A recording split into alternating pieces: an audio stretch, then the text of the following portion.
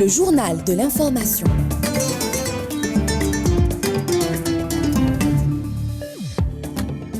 Bonjour à toutes et à tous, il est 8h à Alger, 7h temps universel, l'heure du principal rendez-vous de l'information d'Ifriqiya FM à la une de l'actualité de ce dimanche 18 janvier 2026.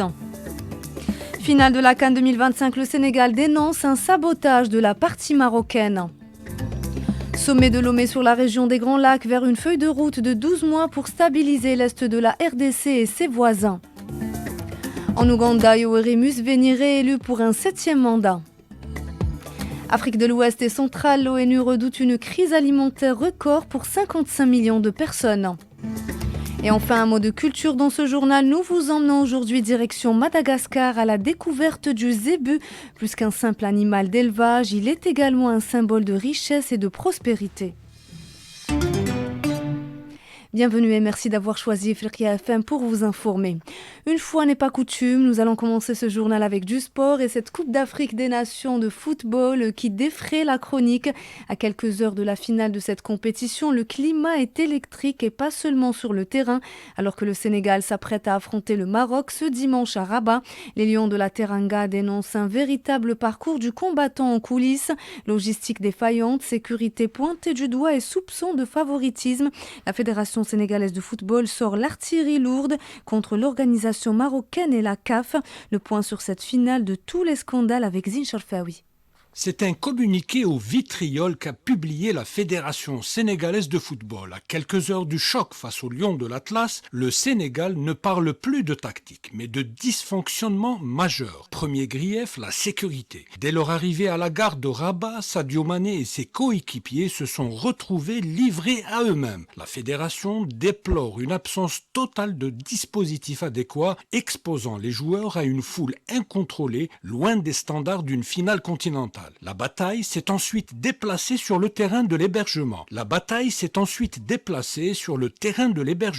comité d'organisation avait initialement réservé un hôtel modeste pour les Sénégalais. Il a fallu une protestation officielle et musclée pour que les Lions obtiennent enfin un établissement 5 étoiles digne de leur rang. Côté terrain, le flou persiste. Par souci d'équité, le Sénégal a refusé de s'entraîner au complexe Mohamed VI, le camp de base de l'adversaire. Problème, à ce jour, aucune autre solution d'entraînement ne leur a été notifiée. Enfin, le scandale touche aussi les tribunes. Seulement 2 tickets VIP ont été accordés à la délégation sénégalaise. Pire, la vente de tickets VIP est restée bloquée, limitant le soutien des supporters sénégalais à moins de 3000 places. Entre ces pressions logistiques et les polémiques sur l'arbitrage qui ont jalonné le parcours du Maroc, cette CAN 2025 laisse un goût amer. Pour le Sénégal, les règles du fair play sont déjà bafouées. Vous l'aurez donc compris, l'ambiance est délétère à Rabat avant la finale Maroc-Sénégal. Le sélectionneur des Lions de la Teranga, Pape Thiaw, a poussé un immense coup de gueule en conférence de presse d'avant-match. Il juge inadmissible que ses joueurs, dont Sadio Mané, aient dû traverser une foule compacte à pied hier sans sécurité. Nos joueurs étaient en danger, a-t-il martelé, fustigeant une organisation qui entache l'image de l'Afrique. Je vous propose de l'écouter.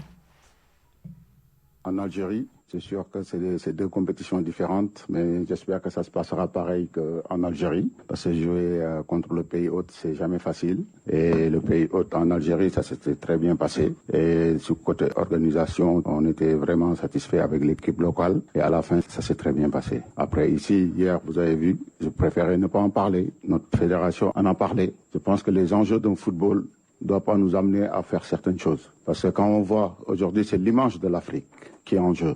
Notre compétition qu'avant personne regardait, aujourd'hui on l'a mis haut. Il ne faut pas qu'on gâte ça. Parce que quand même on a des joueurs de planétaires. Aujourd'hui, il y a une belle organisation, il faut bien la finir. C'est important. Et hier, ce qui s'est passé, c'est anormal. Une équipe comme le Sénégal qui descend, on le laisse avec la foule populaire comme ça. Mes joueurs étaient en danger. Tout pouvait se passer contre des personnes mal intentionnées. Et ça ne doit pas se passer.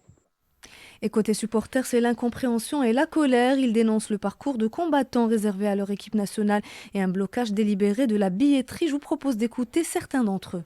Je trouve ça anormal parce que c'est pas du tout normal en fait. Parce que comment se fait qu'une équipe nationale sénégalaise vienne ici, il n'y a même pas de sécurité. Je ne sais même pas en fait le police sert à quoi. En fait vraiment l'image n'est pas bonne. Nous ne sommes pas du tout contents en fait parce que nos jours n'étaient pas bien sécurisés en fait. Ce qui s'est bien passé, c'est pas normal. Les joueurs, il n'y a aucun dispositif de sécurité qu'ils ont disposé pour les joueurs. Il n'y a pas. Les joueurs sont bousculés de gauche à droite alors que c'est une finale. Une finale doit sécuriser. Il y a des défiances dans l'organisation, surtout pour l'accueil des Lions. Et je sais que dimanche, les Lions vont gérer ça. Et nous avons l'habitude de la pression de ces gens, de ces agissements. Et toujours au sujet de la CAN, le Nigeria a décroché hier la 3e place après sa victoire au tir au but contre l'Égypte, 4-2. Le Nigeria décroche ainsi pour la 9e fois de son histoire la médaille de bronze lors d'une Coupe d'Afrique des Nations. Passons à présent au volet politique et plus particulièrement au conflit à l'est de la RDC. Les travaux du sommet de haut niveau pour la consolidation des processus de paix en République démocratique du Congo ont débuté à Lomé au Togo au nom de la Commission de l'Union africaine. Mahmoud Ali Youssouf appelle à un cadre de dialogue proactif et inclusif entre la RDC et ses voisins pour mettre fin durablement à la crise à l'est du pays. Selon lui, la solution passe par la préservation de la souveraineté de la RDC, la prise en compte des préoccupations sécuritaires du Rwanda et de l'Ouganda, ainsi que le soutien au Burundi lourdement touché par l'afflux de réfugiés.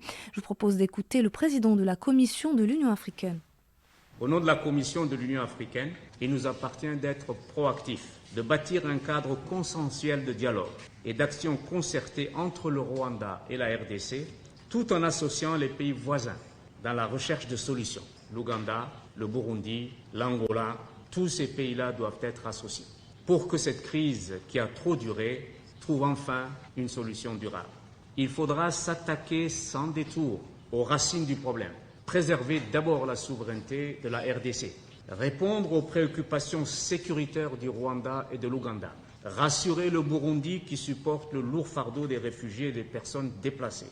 En définitive, la solution à la crise à l'est de la RDC ne sera possible que lorsque ces questions obtiendront des réponses adéquates.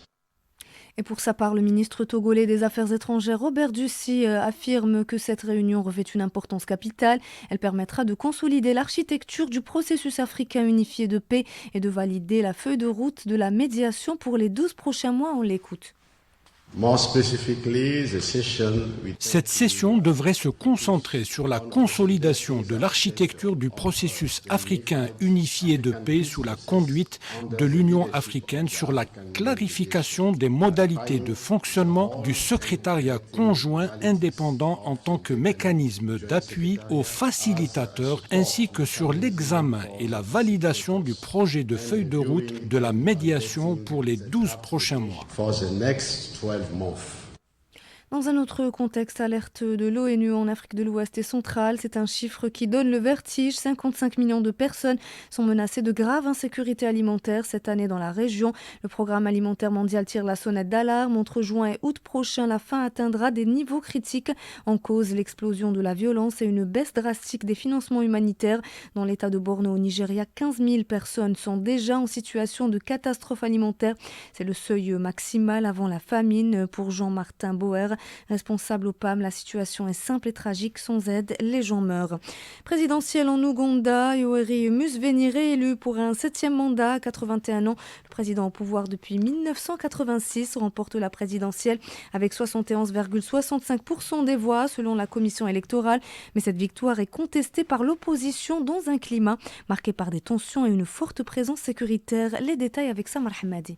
Selon les résultats officiels, Museveni devance largement son principal opposant, Bobi Wine, crédité de 24,72% des suffrages. L'opposant rejette ces résultats et affirme avoir échappé à une descente des forces de sécurité, tandis que sa famille resterait assignée à résidence. La police dément toute arrestation et évoque la mise en place de points de contrôle pour prévenir d'éventuelles violences. Selon Babacar Dione, il s'agit d'une élection sous haute surveillance sécuritaire. Yoweri Museveni, il a été réélu pour un 7e mandat. Également, il avait qui devant lui? Son adversaire, un jeune rappeur qui quand même mobilise des milliers de jeunes, qui a pu quand même lui tenir tête. Donc la jeunesse a beau sortir dans la rue pour le combattre, mais c'est avec Museveni, c'est tout un système qui est en place. La police. Et si cette réélection prolonge le règne de près de 40 ans de Museveni, elle laisse le pays dans une incertitude politique persistante. Au Soudan, cette fois-ci, le président du Conseil de souveraineté soudanais, le général Abdel Fattah al-Burhan, promet que la victoire et l'élimination des rebelles sont très proches. Message délivré après la prière du vendredi à la mosquée d'Ad Babiker, près de Khartoum. Le général al-Burhan a appelé le peuple soudanais à s'unir pour garantir la sécurité et la stabilité du pays. Les détails avec Riyad Mamri. En uniforme militaire, le général al-Burhan s'est adressé à la foule et aux caméras des journalistes. Il a réaffirmé sa volonté d'œuvrer ensemble pour le Soudan et pour un dialogue national inclusif soudano-soudanais, avec tous ceux qui ont le destin du pays entre leurs mains. Objectif, bâtir un État stable. Il a aussi déclaré que la bataille contre les milices des forces de soutien rapide touche à sa fin, que la rébellion est vaincue et tous les groupes rebelles neutralisés. J'espère que l'esprit de coopération, de solidarité, de réconciliation qui règne dans la région pourra s'étendre à l'ensemble du Soudan et que chacun s'y engage avec sincérité. Nous, Soudanais, nous devons nous unir et renforcer notre cohésion afin de nous retrouver en tant que nation. Sans unité, nous nous disperserons et nous perdrons notre repère essentiel. Notre lutte est avant tout une lutte pour la dignité, une lutte qui se poursuit. Nous affirmons clairement qu'elle ne prendra fin que lorsque la rébellion cessera définitivement et que tous ceux qui l'alimentent et la falsifient disparaîtront. La sortie de Burhan intervient au moment où l'Égypte prévient qu'elle ne restera pas passive face à l'aggravation de la crise soudanaise et au travail de fragmentation mené par les FSR. Le ministre égyptien des Affaires étrangères a d'ailleurs, au sommet du Caire, parlé de lignes rouges à ne pas dépasser. L'Arabie saoudite adopte la même attitude alors que les Émirats arabes unis, qui financent et arment les FSR, sont déclarés persona non grata dans la région. Et conflit au Sahara occidental, à Logroño en Espagne, les participants à une conférence sur le pillage des ressources des Sahraouis ont dénoncé l'impact des accords économiques entre l'Union européenne et le Maroc sur le Sahara occidental. Loin d'être de simples outils de développement, ces traités financent l'occupation militaire et bloquent le droit à l'autodétermination, insistent les intervenants face au chantage migratoire et sécuritaire de Rabat. Le Front Polisario et le mouvement de solidarité appellent désormais à une mobilisation urgente pour empêcher la validation de tout nouvel accord au Parlement européen. Je vous propose d'écouter un passage de la conférence donnée par Obi Bouchraya Bachir, conseiller du président de la République arabe sahraoui démocratique.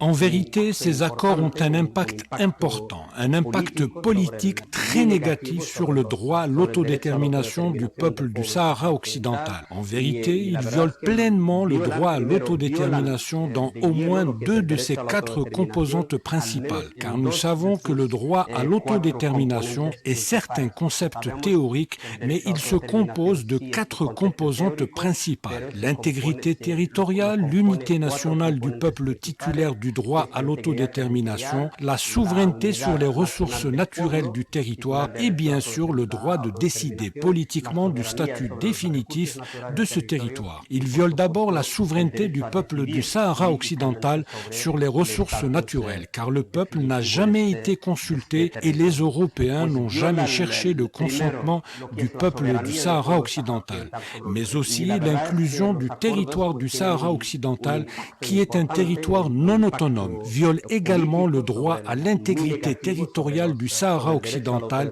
et rompt avec le statut juridique très bien établi par la Cour de justice de l'Union européenne, selon lequel le Sahara occidental et le Maroc sont 2 territoires distincts et séparés. Par conséquent, cela viole aussi la 3e composante qui est le droit du peuple du Sahara occidental à décider librement de son destin.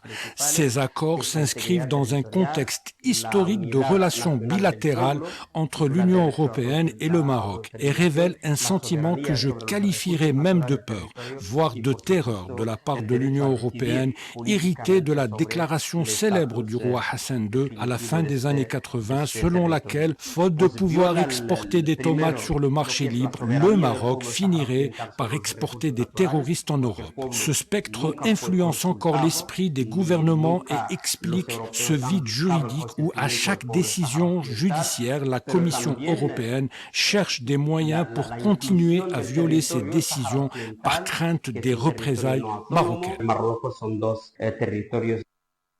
Et un mot d'économie à présent, l'Algérie accélère sa stratégie de conquête des marchés africains. Le Zaïre Export Assistance Programme, lancé début 2025 pour accompagner les entreprises nationales à l'export, séduit déjà massivement. 450 entreprises ont adhéré à ce dispositif destiné à faciliter l'accès au marché du continent africain, signe d'un intérêt croissant pour l'exportation hors hydrocarbures. Les détails avec Ania Etrassi.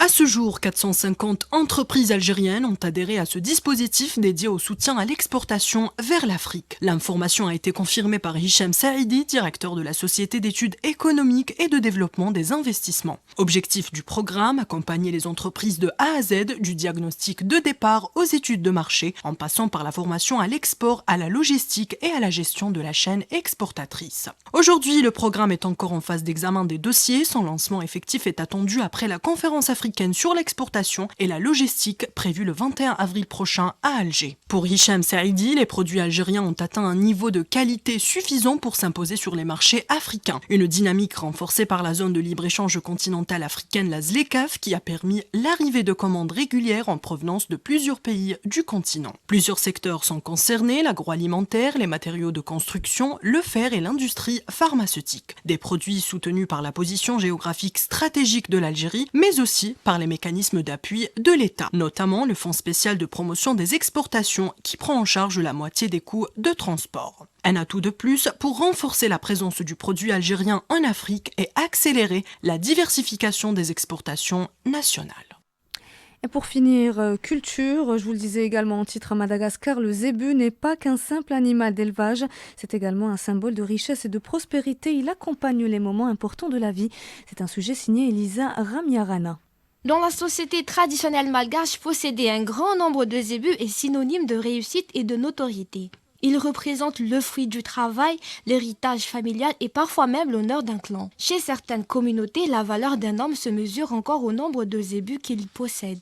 Le zébu occupe également une place centrale dans les rites et les cérémonies. On l'utilise pour payer la dot lors des mariages. Il est souvent offert lors des rituels funéraires, lors des funérailles traditionnelles, notamment pendant le Famadian. Le sacrifice du zébu est un acte sacré destiné à honorer les ancêtres et à renforcer le lien entre le monde des vivants et celui des morts. Son sang est parfois considéré comme porteur de bénédiction et de protection. Les crânes de zébu décorent les tombes, surtout chez les Mahafal, pour montrer la richesse du défunt et l'accompagner dans l'au-delà. Chez certains peuples comme les Bars, voler un zébu était autrefois un rite de passage vers l'âge d'homme, un acte de bravoure. Le zébu est également un emblème national figurant sur les timbres, les billets de banque et surnommant même l'équipe nationale de football, les Baréas, car ce terme désigne une race de zébus sauvages, puissants et majestueux de Madagascar, symbolisant la force, la fierté et l'endurance, des qualités que l'équipe nationale de football malgache